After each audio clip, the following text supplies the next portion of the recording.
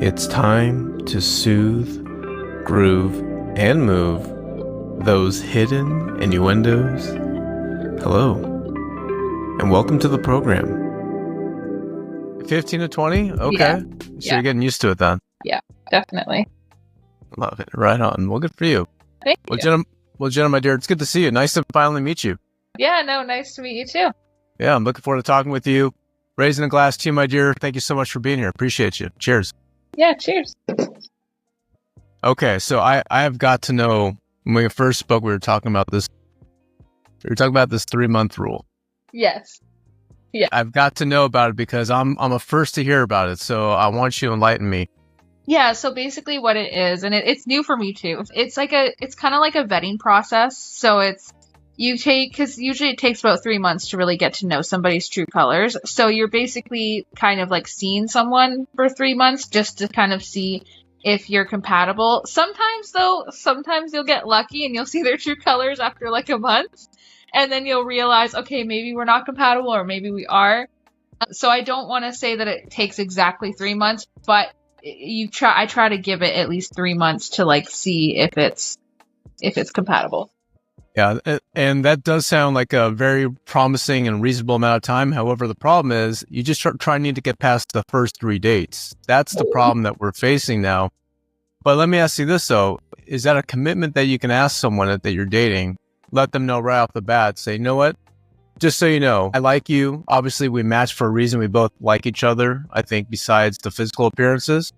Would you be open to a 3-month type of, I don't know, what do you want to call it, like a test drive, if you will, and see if it works? Like, how would you respond to that? Or how would you be able to let a guy know that you want this to be experimental and see how it works? So I feel like it also depends on the person. I wouldn't, like, I'll be honest, I don't do it with every single person because there's a couple times where I've gone on dates with guys and like after the first 3 dates, I'm like, no.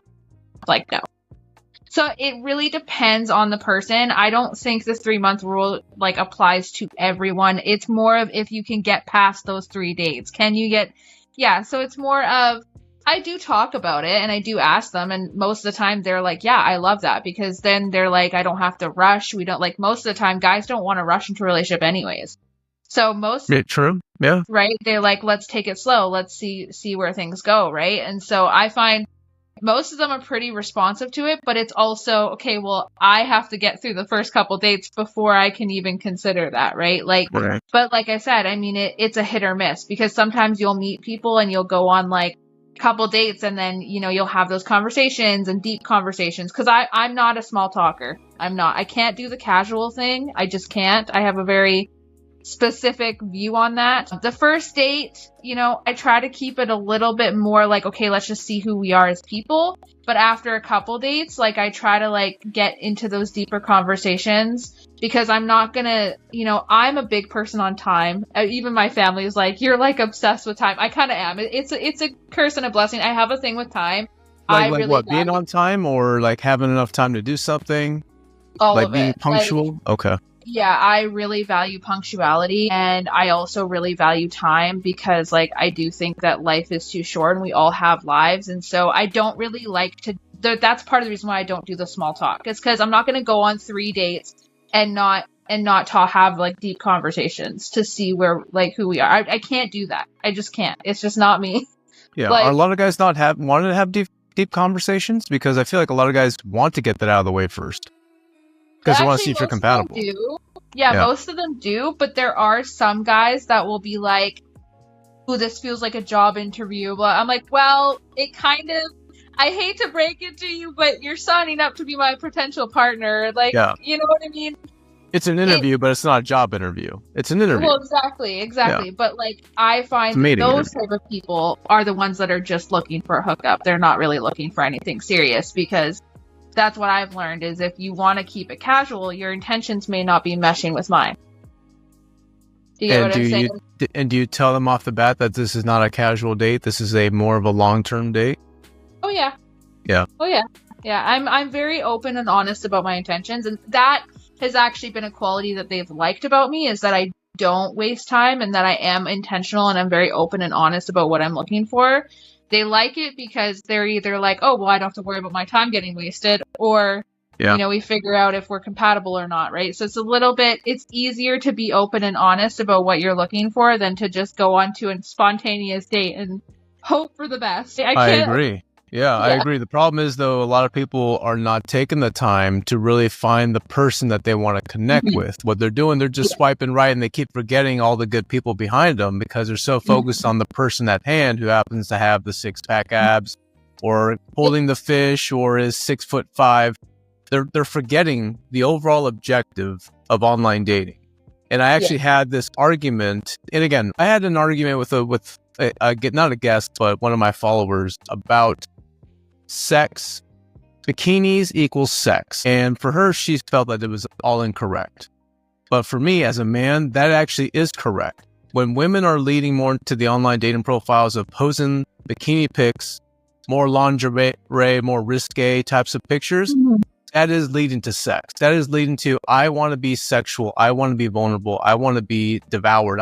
Because again, when men see that, that means that that's an open window, an open opportunity for them to be like a hyena to a zebra, right? They want to hunt that because they see it's an open target. It's an easy, low hanging fruit. So let me ask you this question as a woman. Do you really feel it's necessary for online dating for women and men to post half-naked pictures of themselves? Absolutely not. I actually think that, and this is, you know, in my personal opinion, I'm very classy. I don't do any of that stuff. It's just not for me. I try really hard to not judge because, you know, everyone's on their own journey and people are young. People make decisions and they do what they need to do to feel confident about themselves. But that's not a way I like to feel confident. That does not make me feel confident.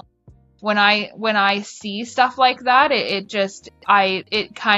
does make me a little disappointed in humanity because I'm like, what happened to self-respect? You know, like I don't think that it's appropriate for. I just don't think it's what's the word? It goes against my morals. It is not. Yeah, I don't think that it's, you know, you're giving like the wrong message when you do that, right? You know, so it's, I think it definitely is something that is a problem, but I mean, like I said, I try not to judge because I mean, it's just not for me. So, yeah. Yes. And I get that. If you are someone who has lost 13, or actually if you're someone who lost 50 pounds and you want to show off like what an incredible figure you have, that's fine. But not on an online dating platform. This is not like, look at me now, Weight Watchers, Sarah Lee. This is a real connection. I mean, people are confusing the game of online dating and the realness of a relationship with online dating. If you are serious about online dating, then get fucking serious. Yeah. Okay. And again, this is not a game. And I'm all for women posing. I'm all for women looking great. I am the number one advocate for women. I am practically raising one as we speak. But if I were to happen to see my daughter on an online dating app, if I happen to see that and she's in bikini pics, what does that tell me as a man? It tells me as a father that I did a shitty job of raising her, but that won't come to that. But as a man to see women in bikini pics, that is telling me that is an open gallery for me to expose you into my sexual platform. And men too. Men are just as guilty. Men are just as guilty too. Absolutely. Yeah. But let me ask you this. I don't even know anything about you. Are you single? Are you dating? Are you married? I know I'm single. Okay. Are you online dating? Okay. How's that going, by the way? To be honest, it's not great. Like, that's okay. It's not great, but like, I don't know. It's one of those things where I'm so focused on myself and I'm so focused on my writing my book and my podcast that I'm like, I'll make time, but like, I don't go on dates all the time. Like, it's it's one of those things where it's like, I'm more so like, I've maybe gone on like a couple and like, they just, it just doesn't go anywhere, you know? And I actually, for myself, because I am also serious, like I do want to find my husband, I'm actually considering looking at hiring a relationship coach, like someone that can help me, because it is one of those things where it is hard out there, and I know what I'm looking for, but it's hard to find. Okay, so talk to me. Let's hear this. Okay, let's picture this perfect man for Jenna here. Okay, because part of this job on my podcast is not only to talk about heartbreak and dating and love, but it's also to enhance who you are. So think of it as a 3-dimensional way of introducing yourself to the world. Okay. So all right, starting one, Jenna. I gotta ask you. This is $1 million question here. I need to know this. How tall? Okay. How tall are we looking for in a man? And it's okay. I don't care about height. Don't care about height. Okay. No. Let's talk about the physical appearance. Lay it on me. So I have a thing for blue eyes, blonde hair, but it's not a deal breaker. I do like brown hair too. I like now, like my taste has changed. I do like men with beards now, or shaved is fine. Like I'm not so much picky anymore about looks as I am more personality. Okay. Like I do like the baby faces sometimes. Like I like sensitive men. That's like I like men that are not afraid to be vulnerable and everything. That's like someone that's like not afraid to show their emotions. Yeah. I think that to me is a really attractive trait. And then someone who's my age or older. I don't really want to date somebody younger. It's just a preference. I'd rather. That's okay. Yeah, but I understand that age doesn't always matter, but I think it kind of does to some degree, because our brains are not fully, you know what I mean, fully developed until you're like older. So I definitely. I don't know about that. Men who are 53 are still not developed in that age. Fair enough. But yeah, and someone who's emotionally available. Sure. Because I'm an emotional person when it comes to certain things, and I've gotten better at regulating my emotions, but I still have my days. So it would be good to have somebody that can sit there with me and be supportive and everything. And then somebody who is loyal, obviously loyal and honest. Yeah, of course. And then open-minded. So open-minded is a new value that I look for, because I'm learning that, it's actually a lot of people are very stuck in their ways. Yeah. And they're not open-minded. How though? Can you give me an example? Like open-minded to growing and evolving as a person, and open-minded in the sense of being able to maybe go out of their comfort zone a little bit for a better result. Like someone that wants to evolve, someone that doesn't want to stay stagnant. That is really important to me, because I'm the same way. And I think relationships, like you go through different phases of life, and if you're not able to be open-minded and growing in each phase of that life together, it makes the relationship really hard to evolve. Yeah, absolutely. So you want a guy with a growth mindset, not a fixed mindset. Yes. Yeah, yes, 100%. Absolutely. Yeah. And someone that also just, is romantic and old-fashioned, open doors, and, someone that's like wants to treat me like a woman, like treat me like a lady, And Do you mind if I ask you, like, when you are going on dates, or are any of these men not treating you like a woman? Are they not opening the doors for you? They are, because I let them. I won't touch the door. I let them. Yeah, they are. It's more of just talking to them. I realize I think that the common issue I've been having, and this is actually another quality that I look for, communication is huge for me. But the problem that I've been seeing in these men is they will not communicate. They'll say they're interested, and then they won't talk to me for days. For me, I'm not saying you have to call me every single day or communicate with me 24/7, but if we're building something, and I only hear from the person every few days, that's not really going to go anywhere. Yeah. And you're talking about after the first date, or are we talking, because you're saying building, so obviously it takes more than one date to build something. Is this multiple reoccurring dates, or is this 1 or 2 dates? Yes, this is kind of like a reoccurring thing. The problem is their words are not matching their actions. They'll say that they're interested after like the first date. That's the problem I'm having is it'd be different if someone was literally like, okay, like, hey, I'd like to see you again, but I'm not 100% like it, you know what I mean? But their communication, they're saying, I'm definitely interested. I want to build something. I want to see where this goes. And then I don't hear from them. That's the problem. So it's like, I'm finding that they're not matching their words are not matching their actions. And that's kind of where it's like, those are just my expectations. Like if you're going to say you're interested, I do expect both of us to act on that and see where it goes. And that's just kind of what I look for. You know, the only thing that, and you're doing everything right, by the way. And it sounds like you're very emotionally intelligent, which is great, by the way. So don't ever change that. But here's the thing, though.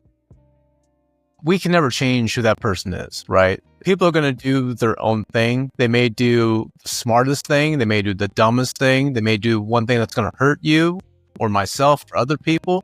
But people just do things because they just feel it's necessary for them to do it. Mm-hmm. And there may not be any remorse about it, but people just do things. They just do stupid shit. Myself included, by the way. Like, I am no saint.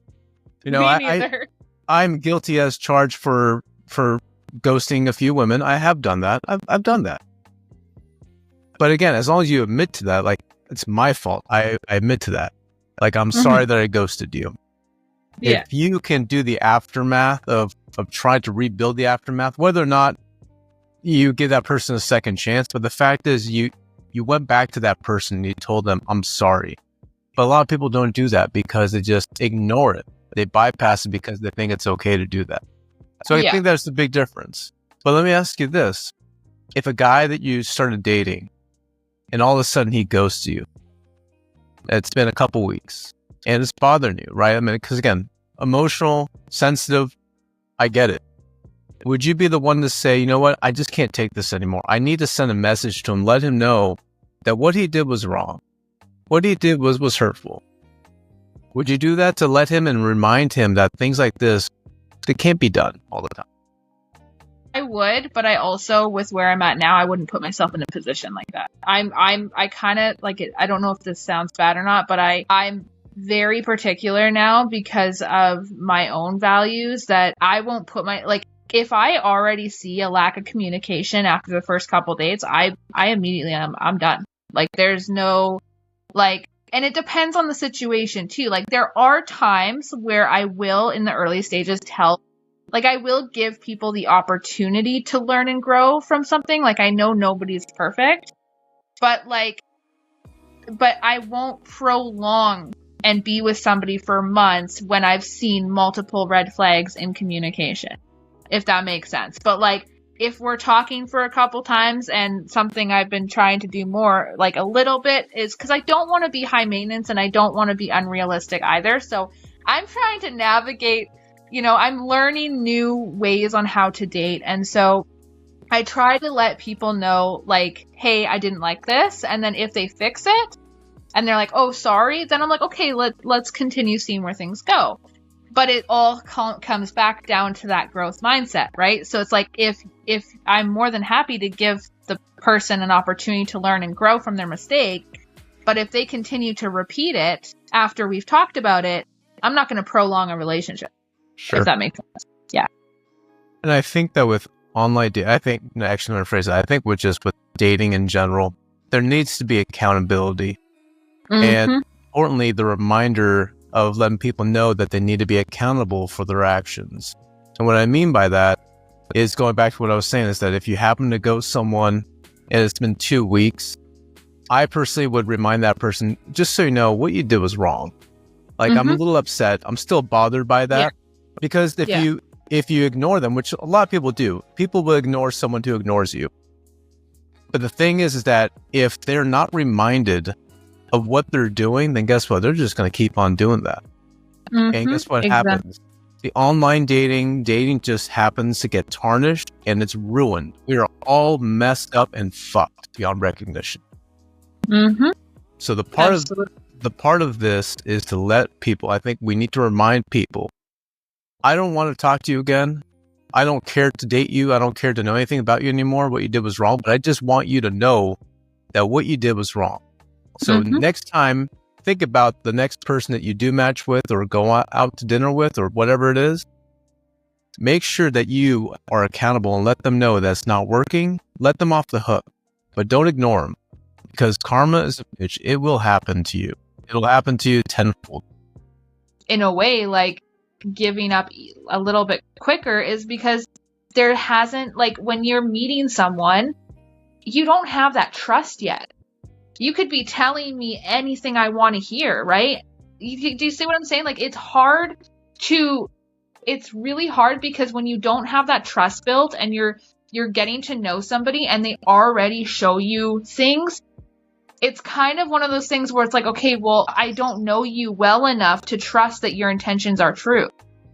Do you get what I'm saying? Like, it's hard to navigate. So, like, and I feel like the other thing is we've got one half of society telling us we'll never settle, like, you deserve the best, like, don't settle for less. And then there's other people that are married saying, well, you can't be super picky. And it's like, it's hard. It's one of those things where I would honestly rather be on the picky side and then end up having someone that adds value to my life when it happens, instead of settling for somebody that isn't going to work for, like, isn't going to be healthy for my life. So, you know, it's tough. It is tough to navigate, and I don't think anybody's a perfect dater. I think dating is hard for everyone in a lot of ways, and we need to try and just learn. And, like, yeah, I'm not going to lie, there are things about myself that I still want to work on, and I want to hire a coach because I would love to get married one day. I'm not desperate, but I do want more things and educate myself more on dating, because, you know, like, there could be something I'm doing wrong that I don't know about, right? So it's So what are you expecting to learn? What would you be expecting to learn from a dating coach? I guess how I can approach dating better. Like, I've gotten better at it, but I would like to get better even more. You get what I'm saying? Like, Easy. I'd like to grow. Yeah. I'll tell you. Want me to tell you? You ready? 2 things. Attitude and focus. You focus your attention on what you want, right? And once you do know what you want, then you shift your attitude by finding and telling the universe, telling God, this is exactly what I want. And I believe in my heart that I'm going to find that person. It may not be tomorrow, it may not be next year, but it's going to happen, right? I'm going to go through a couple bad dates, and that's okay. But you've got to have a better attitude. And this goes out for everyone in online dating. Yeah. Do not half-ass it just because you want to match with someone. Yeah. Right? Have a good attitude. Sure. Look at this. We have the opportunity to have a relationship with someone. There's someone out on this planet that will like us, and vice versa. What a great attitude is that, to know that there's someone out here that can definitely love us. Mm-hmm. So why not go after it? Go find it. Let them find you. Absolutely. And when that happens, my gosh, the connection is unreal.